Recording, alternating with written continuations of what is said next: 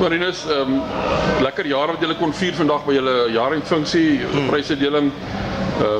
Goeie jaar wat julle gehad het, maar julle kon nie die boxie sticks, julle kon nie die silverware gewen het nie.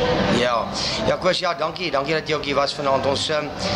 Ons het eerste span het nie die boksies getik wat ek graag wou tik nie, maar ons moet ook nie in sakke as gaan lê nie, want ons het die grootste boks getik en dis om in die Gold Cup te speel.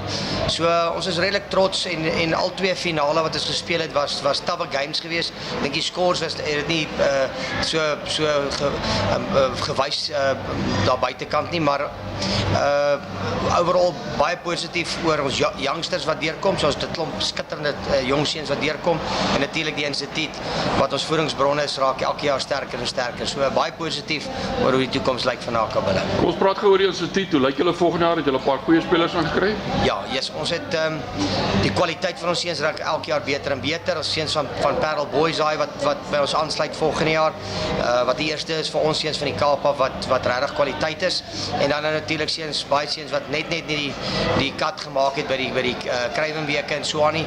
So ons is baie bevoorreg en ons behoort so in die omgewing van 40 seuns te wees volgende jaar. Goed, en hoe lyk julle voorbereiding? Julle is op pad Zimbabwe toe vir 'n toer. Hoe lyk julle voorbereiding vir die Gold Cup?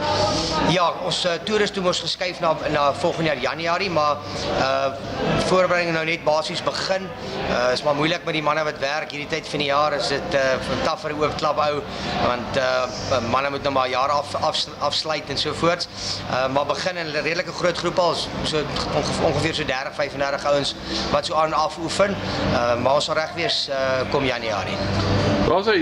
Ek dink julle vordering is daar vir almal om te sien en ons hou julle dop volgende jaar. Alle voorspoed. Baie dankie en dankie vir jou ondersteuning.